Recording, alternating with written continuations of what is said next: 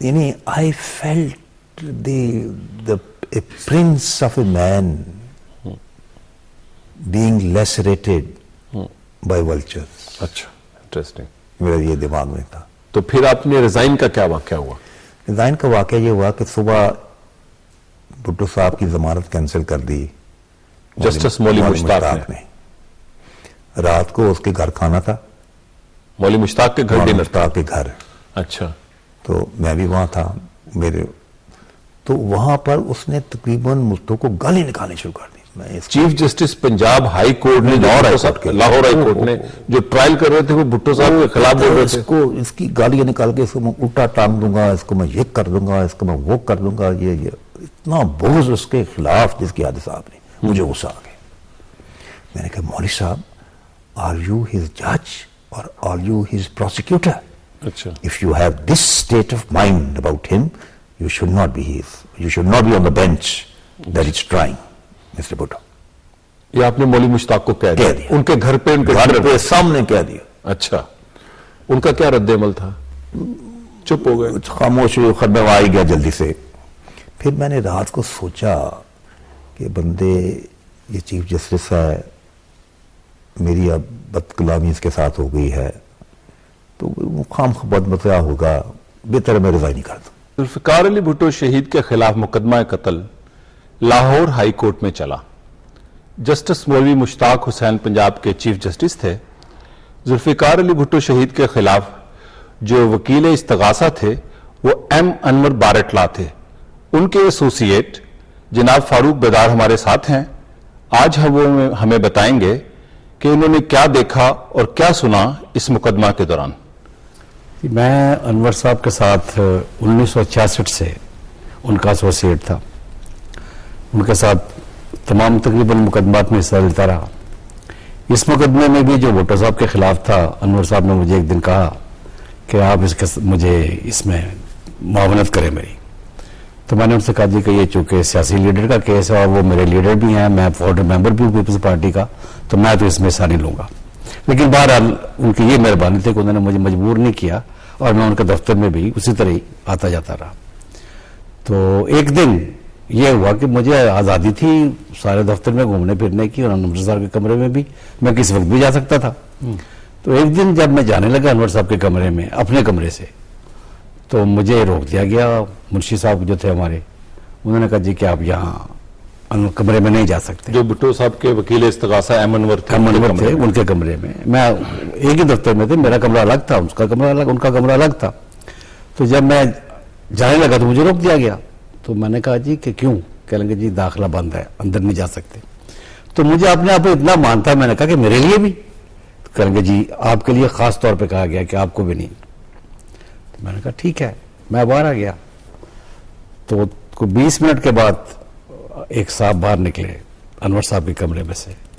वो मौलवी तुफैल साहब थे, जमात इस्लामी के उस वक्त के अमीर, मियां मोहम्मद तुफैल साहब। वो चले गए। तो मैंने कहा शायद इस वजह से मुझे रोका गया, क्योंकि अनवर साहब के यहाँ अक्सर होता था कि बड़े बड़े लीडर आते थे। मैं फिर जब जाने लगा तो मुझे फिर रोक लिया गया कि अभी नहीं।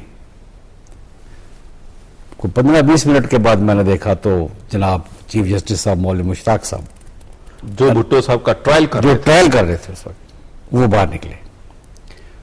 तो वो चले गए। उनके जाने के बाद मेरी तलबी हुई, अनवर साहब ने मुझे बुलाया और मुझे कह लगे नाराज हो? मैंने कहा जी जाहिर है, कभी ऐसा हुआ नहीं कि मुझे आपके कमरे में आने से रोका गया और आज मुझे रोका गया है। कह लेंगे नहीं, ये बात नहीं थी। I want to take you into confidence कि जेल से ये इतला आई है कि वो जो कन्फेसिंग अक्यूज्ड हैं, जो चार थे, वो जो हैं वो कर रहे हैं अपना कन्फेशन रिट्रैक्ट कर रहे हैं।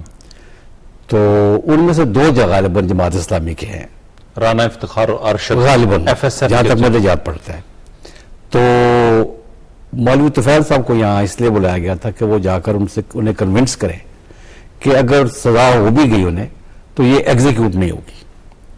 और मौलवी मुश्ताक साहब इसलिए आए हुए थे कि उनको अश्योर करें कि सजा तो होगी। जज हमारे पास हैं जी, जो जज थे, जो चीफ जस्टिस थे पंजाब हाई कोर्ट, वो हमारे चेंबर में, अनवर साहब के चेंबर में आके ये एश्योरेंस दे रहे थे उनको कि ये सजा होगी लेकिन एग्जीक्यूट नहीं होगी। जहां तक आपके मुलजमान का तल्लक है। तो मौलवी साहब ने को इसलिए उन्होंने कहा कि ठीक है आप जाए वहां पे जेल में और उनको हमारा ये पैगाम दें। मौलवी साहब ने कहा, ये मुझे अनवर साहब ने बताया।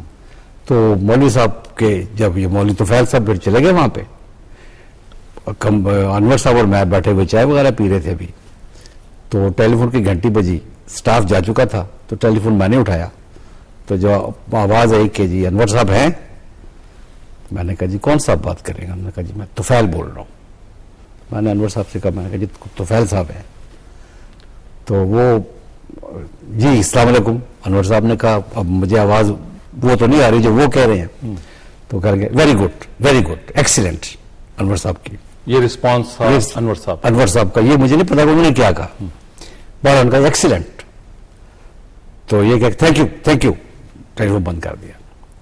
तो मुझे कहेंगे थैंक गॉड मौलवी साहब ने उनको मना लिया है कि वो कन्फेशन रिटेक्ट नहीं करेंगे, और उनको ये अश्योरेंस दे के आए हैं कि ये सजा होगी लेकिन एग्जीक्यूट नहीं होगी so far as they are concerned. तो बात आई गई हो गई, अब ट्रायल भी खत्म हो गया, फांसी भी हो गई भुट्टो साहब को। अब ये नामुमकिन था कि इतने इंटरनेशनल प्रेशर के बाद भुट्टो साहब को तो फांसी हो जाए और उनको जिनकी बुनियाद पर सारा मुकदमा सारा हुआ, अब उनको माफी दे दी जाए इंटरनेशनल प्रेशर के बाद, तो उनको भी फांसी हो गई। तो कहने वाले ये कहते हैं कि उनके लवाहिकीन जिनको मौलवी तुफैल साहब ने अश्योरेंस दी थी कि इनको एग्जीक्यूट नहीं होगी सजा, उनके घर में उस जनाजे पे उनके लवाहिकीन अपने बच्चों के लिए कम रोते थे और मौलवी तुफैल साहब को ज्यादा बददुआएं दे रहे थे जिन्होंने उनको बच्चे मरवा दिए थे उनके।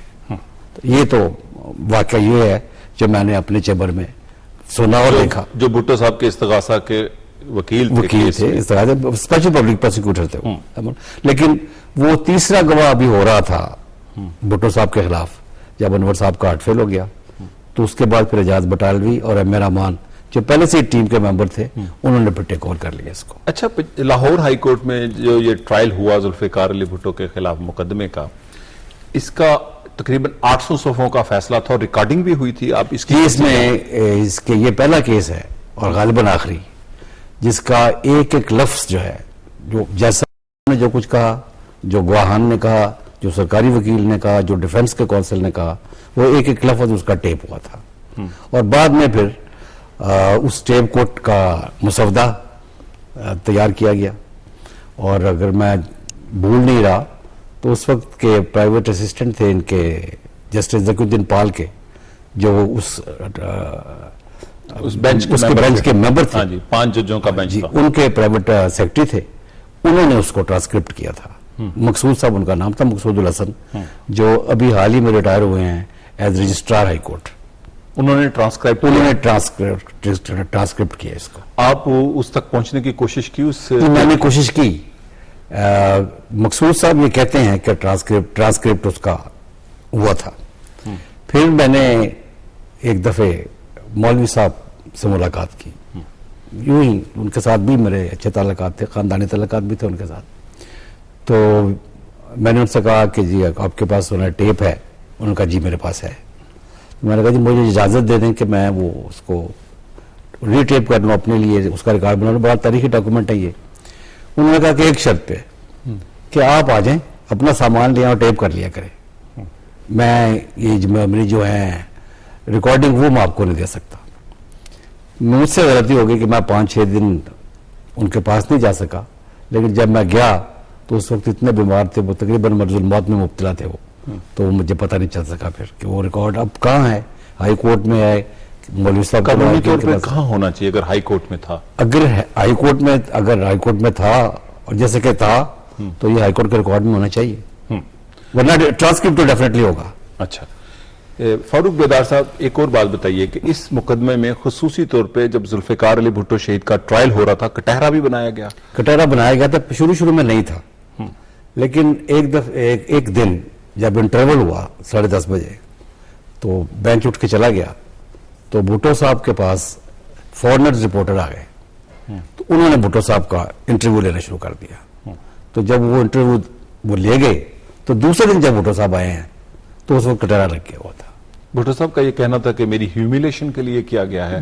वो इन्विलेशन इसलिए आप कह सकते हो उसको कि भुट्टो साहब उससे पहले तो उनको इंटरवल में घूमने फिरने की भी इजाजत थी, लेकिन इस इंटरव्यू के बाद जो कटहरा बनाया गया उसके बाद उनके लिए किसी किस्म की आज़ादी भी नहीं रही थी।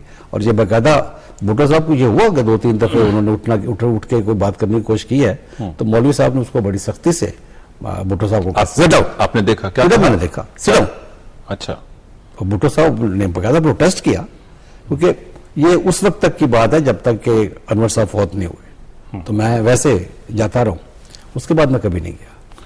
फारूक बेदार साहब, आपकी बड़ी मेहरबानी, आज आपने तारीख के एक अहम बाब को लोगों तक आश्कारा किया जो कि लोगों की अमानत थी। सुप्रीम कोर्ट में 9 जजों का एक बेंच बनाया गया, लेकिन 9 जजों में से एक जज को पहले रुखसत किया गया, फिर दूसरे जज को रुखसत किया गया। तो अब यह अदालत 7 जजों पर मुश्तमिल थी। 7 जजों की मुश्तमिल अदालत ने, सुप्रीम कोर्ट की अदालत ने जब फैसला किया तो यह फैसला एक मुनकसिम फैसला था 4 और 3 का। 3 जजों ने जुल्फिकार अली भुट्टो को बेगुनाह साबित किया, जबकि 4 जजों ने जुल्फिकार अली भुट्टो को सजावार करार दिया। और इस तरह जुल्फिकार अली भुट्टो ने यह ऐलान किया कि वो इस रहम की अपील को सदर के पास नहीं लेके जाएंगे, जो कि चीफ मार्शल एडमिनिस्ट्रेटर ज़ियाउल हक था। और उन्होंने अपने खानदान को भी मुतनबे किया कि मैं रहम की भीख नहीं मांगूंगा, मैं बेगुनाह हूं। और फिर 4 अप्रैल 1979 को रात के 2:30 पे जुल्फिकार अली भुट्टो को सजाए मौत दे दी गई। और इसकी जो जेल मैनुअल के मुताबिक ये वक्त से पहले सजा दी गई। नाजरीन, आज का तनाजुर जुल्फिकार अली भुट्टो के नाम था। आप अगर अपनी राय देना चाहते हैं तो हमारा ईमेल है tanazur@ptv.com.pk। शुक्रिया और खुदा हाफिज।